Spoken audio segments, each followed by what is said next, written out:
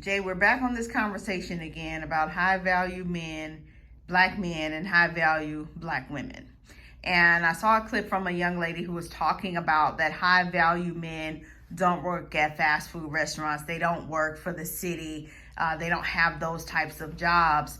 So my question to you is, for a high value black man, as a high value black man, then what is a good job for a high value black man?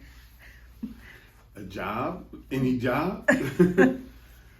Yeah, man, it's just crazy. I just want our people to, not lose their damn mind listening to people on social media and thinking that, you don't got a pot to piss in or a window to throw it out of, and you feeling like you won't go get a job paying minimum wage because you got to prove something to people. I think that you got to get a job to feed yourself first and foremost. If you have a family, then your family, and sometimes you need 2 or 3 of them. You know what I mean? When you're low value, that means you're not trying to grow. You know what I mean? Shannon Sharp said something amazing this week. He said, you can't judge a person where they standing if you don't know where they came from. So you look at myself. I worked for $8 an hour just 10 years ago. Just a little over 10 years ago, I worked for $8 an hour. No, I didn't feel high value, but just 2 years prior to that, I was running a multiple 6-figure business. You know what I mean? Life happened. I had to take an $8 an hour job because I was a felon. That's something that happened way longer before that. You know what I'm saying? Life happened. So I had to be in a space, but what I did understand, I didn't feel like I was high value, but I damn sure didn't think of myself as low value. I knew I needed to make money I needed to make right then and there. And obviously I'm not there now. I wasn't there long. I wasn't doing that for over a year. I did what I needed to do, and I kept it pushing to get to where I am today. But I'm glad that I grew up in an era prior to social media, because this is what dictates people's lives, what people think about them.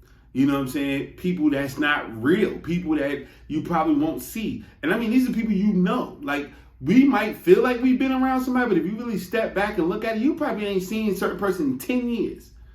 But because y'all connected on social, you feel like y'all connected. Like, you really not seeing these people.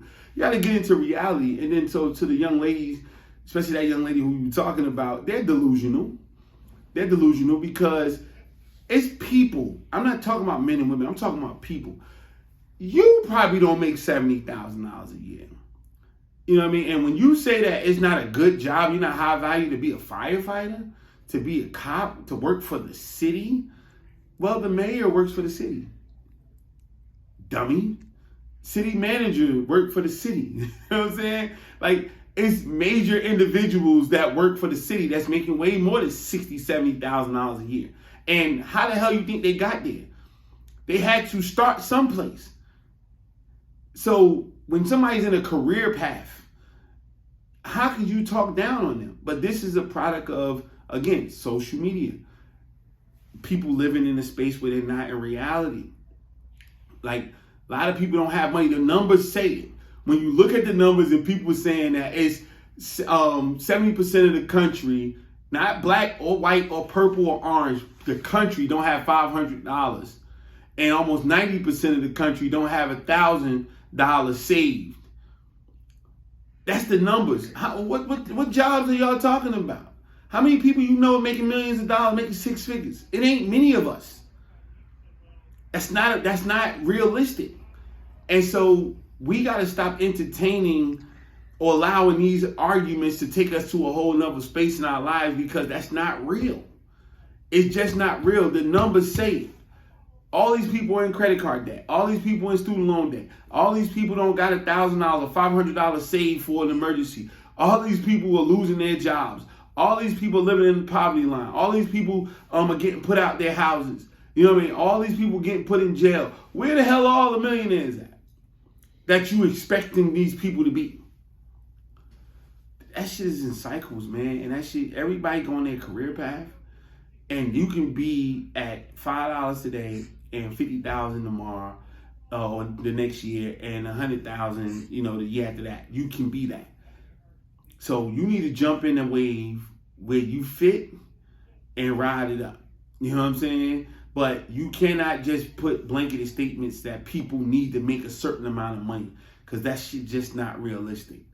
It's not enough people, and it's not enough money circulating around when you got one motherfucker who worth 200 something billion, and then another nigga worth 200 billion, and another nigga 100. Like, and we're printing money in this country.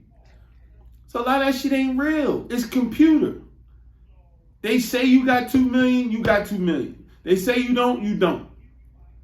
So the only thing that's real is you buying some assets and owning some shit so that you can actually, have something to counter against. But we're lost, man, because we have literally submit ourselves to a false reality. And it ain't an age gap, because you got old ass people doing it too. That's just like, hey, I'm living for social media.